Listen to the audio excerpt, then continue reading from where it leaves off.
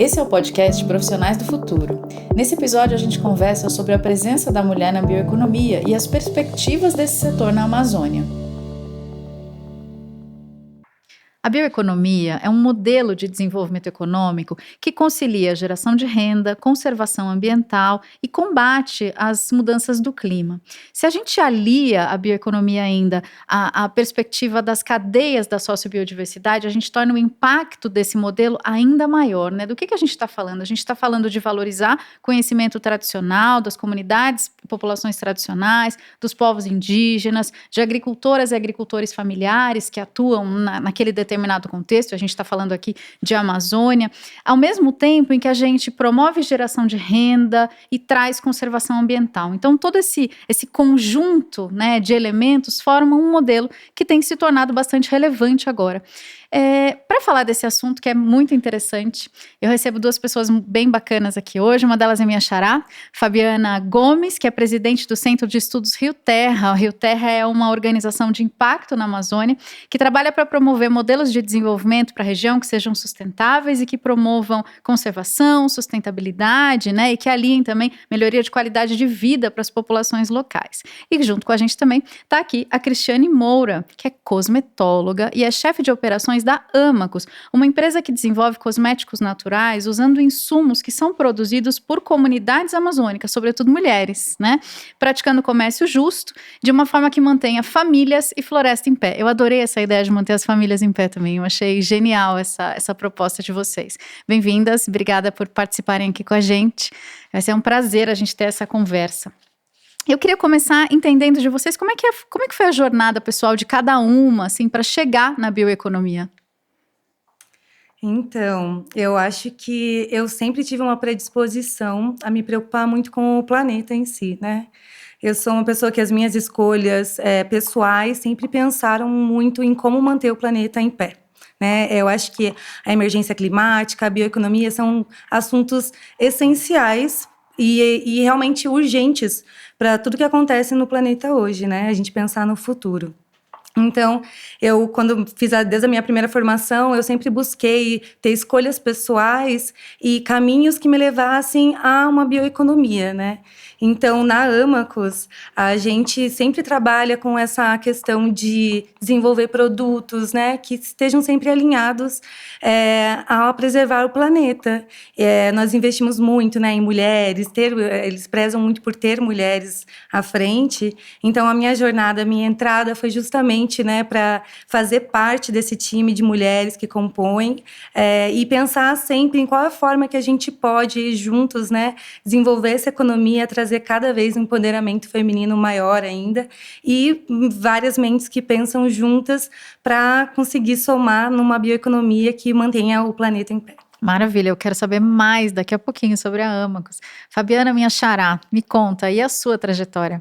Então, sou filha de amazônidas, né? Cresci sempre indo, né, para a área da minha família, e lá tinha todas essas espécies, né, produtos da bioeconomia. E aí decidi seguir a geografia. E dentro da geografia, a gente descobre as relações. E ao iniciar a Rio Terra, 25 anos atrás, a gente começou muito no quesito valorização de identidade, né, da população amazônica, entendendo que a gente cuida do que a gente conhece, do que a gente gosta. E andando por Rondônia, a gente se deparou muito com as vulnerabilidades sociais no campo, né? A gente fala que o campo é muito rico, a Amazônia é muito rica, mas quando a gente chega na ponta, a gente vê essa vulnerabilidade social. E aí isso fortaleceu muito que a gente tem que cuidar, né, dessas questões econômicas aliadas à sustentabilidade, para que essas famílias se sintam fortes, empoderadas, e a gente consiga a tão sonhada qualidade de vida para todos no planeta. Muito bem, porque não dá para perder a perspectiva de que as pessoas estão no centro disso tudo, né? E que é uma relação de integração muito, muito grande, muito complexa. No caso específico, eu queria entender de vocês, assim, da Amacus e também do Rio Terra, como é que vocês aplicam a bioeconomia? Onde é que a bioeconomia entra na atividade das duas instituições? Eu acho que desde o momento até da escolha dos ativos que a gente vai utilizar nos produtos, né? Então, nós temos uma rede, né, que a gente atua com comunidades da Amazônia. Então, nós temos uma parceria incrível com a RDS do Atumã, né? que é liderada pela Vidinha. RDS é uma reserva de desenvolvimento sustentável, certo? Exatamente, uma Legal. reserva de desenvolvimento sustentável, que é liderada pela Vidinha, dona Elisângela, né? Que ela é considerada uma das maiores influências quando a gente fala de liderança feminina no Brasil. E ela, toda a parte da Copaíba, por exemplo, a gente compra com essa RDS, que é liderada, todo esse manejo é liderado por mulheres. Então, a gente contribui para que mais de 360 famílias lideradas por mulheres consigam ter um sustento digno. A gente consegue ativos de uma forma que não prejudique, né, a floresta, que a floresta continue em pé. Porque o intuito da biotecnologia da nossa parte, da Amacus, é aliar ativos amazônicos, que, né, quando a gente fala de Amazônia, assim, a gente tem uma vasta... Eu estava conversando antes com a Fabiana, a gente tem uma vasta gama e muitos que a gente ainda nem tem conhecimento. Então, a Amazônia é extremamente rica. Então, a gente tem ativos incríveis e você alinha ele a tecnologias, né, a alta tecnologia que permita, né, a gente fala muito na ciência verde. Então, você aliar uma tecnologia que você consegue aproveitar o melhor daquele ativo, prolongar a vida daquele produto e você tem um menor consumo da natureza. Então, você extrai menos e você consegue ter um melhor aproveitamento. E com renda para famílias e empoderamento feminino. Muito bem. E no Rio Terra? A bioeconomia está em que lugar da organização? Então, já nasce conosco, né? A Rio Terra, em todos os seus projetos, ela busca implementar soluções baseadas na natureza e na ciência. Então, a gente vai buscar e trabalhar com conhecimento tradicional, mas também trazer inovação, trazer essa formação, trazer esse conhecimento, essa troca de conhecimento com as populações. Então, nossos projetos todos estão voltados hoje às cadeias produtivas, né, da sociobiodiversidade, desde o açaí, do cacau, da cadeia da restauração, que hoje, né, é tão importante, né, nesse processo de mitigação das mudanças climáticas. Então, a gente procura envolver toda a comunidade, toda a sociedade, desde da agricultura familiar, dos povos tradicionais, dos seringueiros, né, como a Cristiane colocou, e dos povos indígenas, aliando isso. Na verdade, a gente fortalece, né, o que eles já fazem. Então, em todos os projetos da gente, a gente vem trabalhando com esse fortalecimento. Muito bem. Quando a gente está falando da bioeconomia, a gente está falando de um potencial econômico muito grande, né? E claro, sem perder de vista que a gente está falando também de conservação e de um respeito à maneira de ser, ao conhecimento, à cultura das populações. As perspectivas de desenvolvimento da bioeconomia, elas são muito promissoras, né? Existe uma ideia de que se a gente agrega um pouco mais de conhecimento ou de tecnologia, a gente torna esse potencial ainda maior. Então, como é que vocês têm visto, e isso, claro, a partir de um caminho de formação profissional, a gente provavelmente vai ter resultados mais interessantes, né? Como é que vocês têm visto isso, a formação de carreiras, o estudo, né? Que tipo de educação profissional pode contribuir com a bioeconomia, com as cadeias com as quais vocês trabalham, com as famílias com as quais vocês trabalham, com a geração de dados, enfim, de que maneira a educação é positiva nesse caso? Então, eu sempre falo que a Rio Terra, o nome é Centro de Estudos Rio Terra, né? Como eu disse, a gente trabalha com essas soluções baseadas na natureza e na ciência. Então, desde o início, quando a gente faz o primeiro contato, a gente desenvolve esses trabalhos, a gente sempre coloca esse quesito capacitação, formação e governança, né? Então, tudo isso, todo esse conhecimento, ele faz com que essas populações elas tenham noção, né, e conhecimento do seu contexto e aí consigam tomar decisões. Você colocou muito bem, Fabiana. A gente tem uma produção já, né, em curso com essas populações e o nosso papel é aliar, né, tecnologias, inovações com o que a gente traz de fora, mas também com aquela inovação que eles já produzem, né? A ideia não é mudar o modo de vida deles, mas a gente fortalecer e trazer isso, né, para a sociedade como um todo, como benefício. Todos se beneficiam quando a gente traz o que eles já fazem, né? E para uma sociobiodiversidade, uma bioeconomia robusta para a Amazônia, que é o que a gente quer, de forma que não interfira no modo de vida, a gente precisa, sim, compartilhar esses conhecimentos, levar formação, né, monitoramento com ferramentas. Hoje a gente tem tantas tecnologias voltadas, né, ao monitoramento, com o uso de satélites, de smartphones. Isso pode, sim, chegar na comunidade, né? Os jovens, eles estão, né, muito ativos, né, graças a Deus, estão muito ativos nessa vontade de fazer esse desenvolvimento sustentável para a região. E na Amacus, vocês têm alguma relação, assim, por exemplo, o processamento de determinados insumos aumentaria a qualidade, a disponibilidade de insumos para vocês? Que tipo de contribuição a educação profissional traria, tanto para as comunidades que são as produtoras desses materiais que vocês usam, quanto para a produção que vocês têm, né, na indústria? A gente faz um complexo de associados, né? A gente estimula, como a Fabiana falou, sempre receber esse conhecimento que as comunidades têm, porque eu acho que não tem forma melhor de você entender como consumir, porque quem está lá é quem realmente mantém a floresta em pé, né? Então, a gente tem muito essa troca. A gente traz muito dessas tecnologias que a gente estuda pelo Brasil todo, né? A gente tem parceria com diversos laboratórios de tecnologia pelo Brasil. Então, a gente traz dados para eles, formas novas de, talvez, possibilidades de manejo, né? E de como aproveitar o máximo desses insumos, retirando o mínimo possível, porém trazendo esse benefício financeiro para eles. E como que eles também vão nos ensinando, né, como ter esse respeito, como você pode trabalhar, o que é mais sazonal, o que a gente pode aproveitar naquela época, o que é melhor consumir em outro momento, né?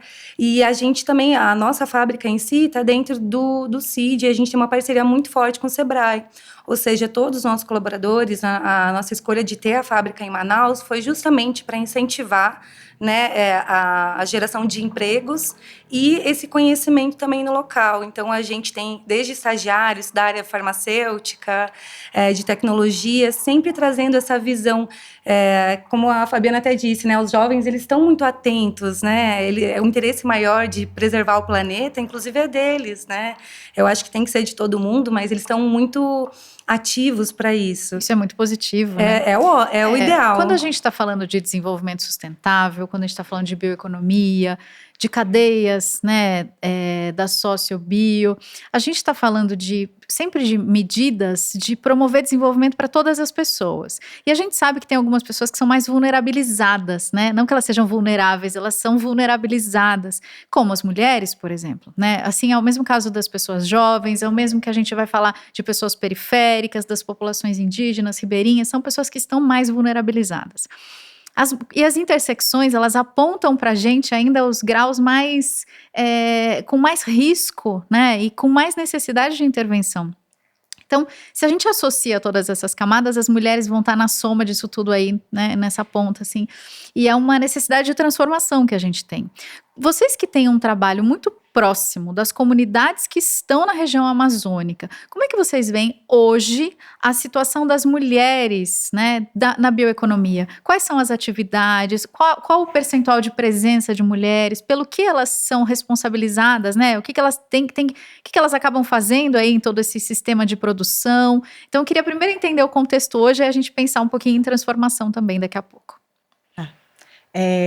Nos projetos que a gente desenvolve, né, que são das cadeias produtivas principalmente, quando a gente olha aqui de cima, né, a gente sempre pensa que a mulher tem um lugar mais na coleta, naqueles serviços que não são tão pesados, né, e também elas não estão, hoje, em sua maioria, nas frentes de liderança. Nas comunidades, como a gente sabe, principalmente na região amazônica, na medida do possível, eles conseguem trabalhar com associações, né, pelas distâncias, né, pela necessidade, às vezes, de atender também o mercado, de unir a produção. Então, eles têm esse modo, né, de trabalhar. E, geralmente, quando a gente vai para o espaço de governança, são, a maioria, os homens, né?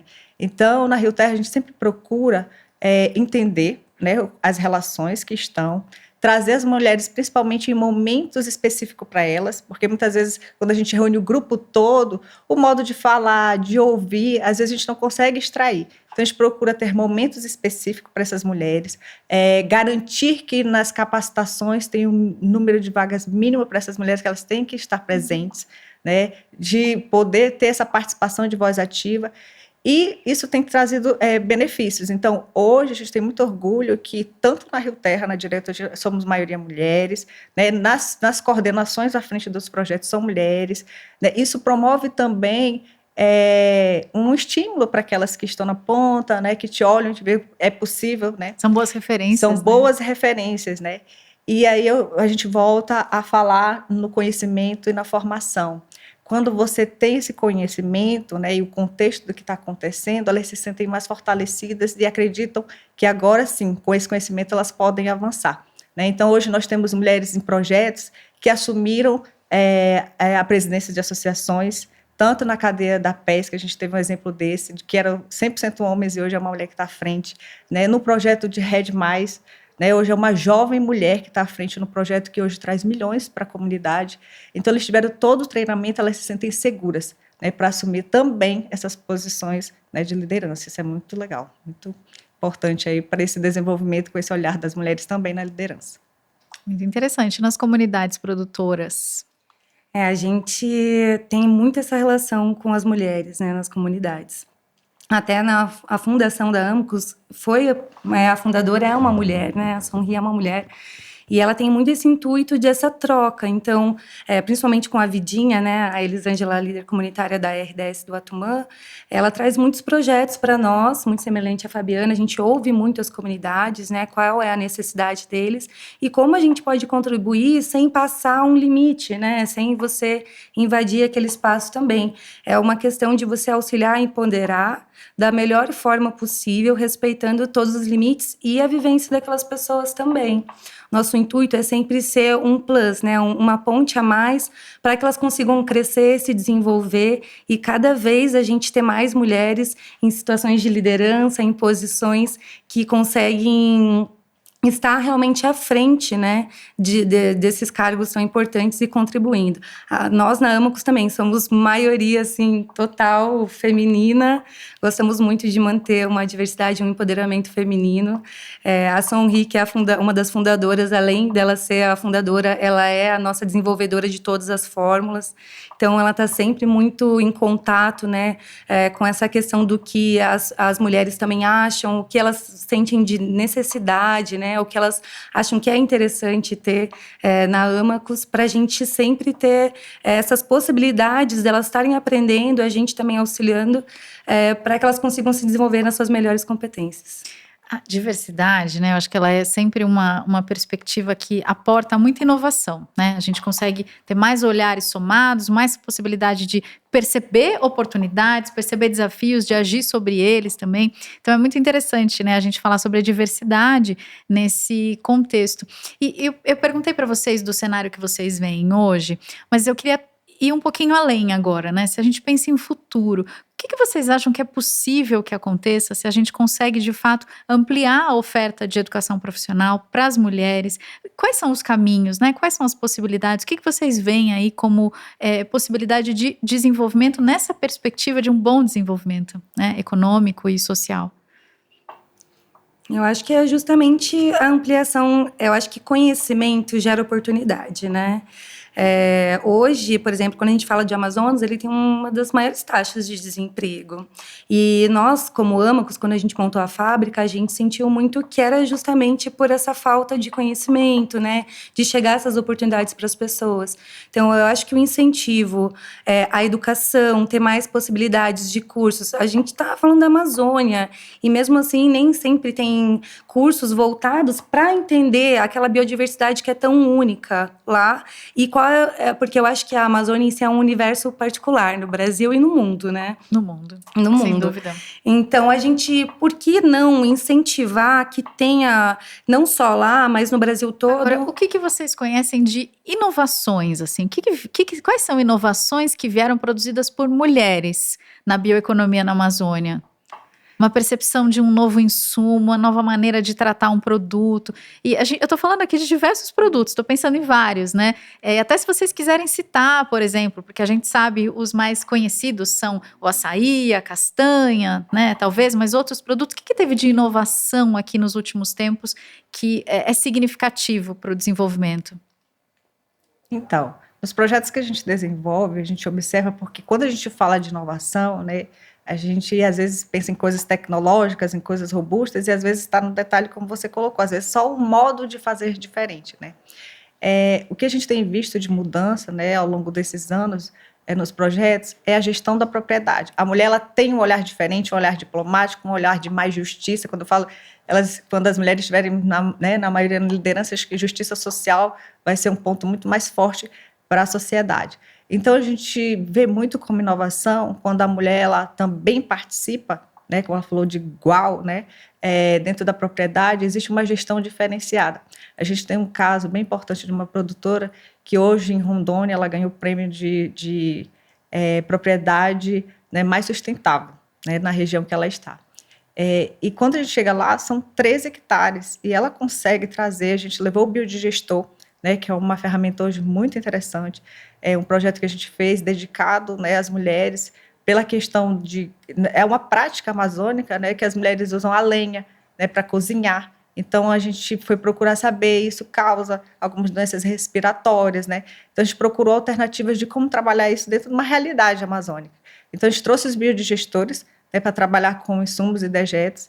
E essa produtora, ela, além de receber essa transformação para o gás de cozinha com o biodigestor, que ela fazia questão de cuidar, ela pegou aquele insumo, né, que saía do biodigestor, ela conseguiu criar uma horta, e esse excesso, né, desse insumo, ela hoje vende na comunidade, ela embala, ela consegue vender. Então, a gente só colocou o biodigestor para resolver a questão do gás, né, de cozinha, substituir a lenha que causava, né, essas doenças respiratórias, e ali ela viu uma oportunidade e já conseguiu gerar um novo mercado ali na região. Além de melhorar também a produção que ela tem um SAFs que tem vários produtos, ela gerou isso, um benefício para ela de horta, né, e também para vender ali no entorno da comunidade. É muito interessante ouvir uma história tão transformadora, né? Porque a gente falou agora há pouco sobre a importância das referências. As mulheres precisam enxergar outras referências para buscar o seu próprio crescimento, suas oportunidades e tal. E essa é uma super história de transformação, né? Tem mais alguma história de transformação que vocês acham que seja? Falou da Vidinha, mas quem mais é inspiradora, assim, uma mulher inspiradora que vocês conhecem? Olha, eu sou suspeita para falar, né? Eu acho que eu não tenho nenhuma história de uma mulher da Amazônia em si, mas a própria Sonri, né? Quando a família dela veio para o Brasil, eles se estabeleceram em Manaus. E aí foi lá que ela começou a ver essas oportunidades justamente, né? De desenvolver, de estudar e de trazer esses conhecimentos, né? De uma forma muito respeitosa. E de ver essas alternativas do dia a dia, o que você pode ser alinhado, né? A gente também incentiva muito o empoderamento e o comércio, né? Então, tem várias mulheres que fazem biojoias, por exemplo. Então, a gente sempre está procurando fazer essas parcerias para também divulgar o trabalho de outras mulheres, empoderar outras mulheres, para que elas consigam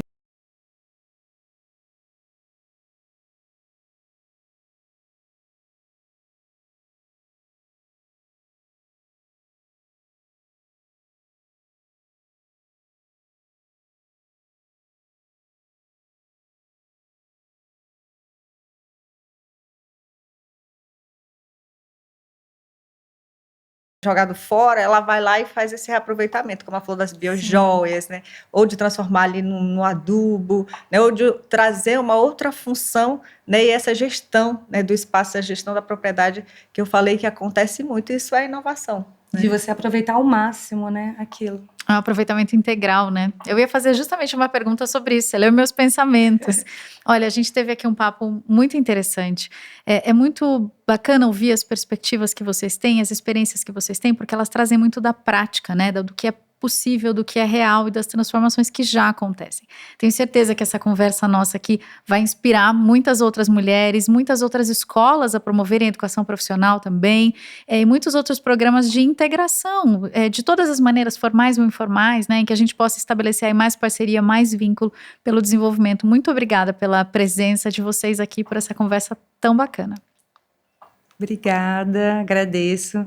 E eu acho que é isso, né? Eu acho que o que eu gostaria de deixar de questionamento pensem sempre em como a gente pode ser mais sustentável nas nossas escolhas, né?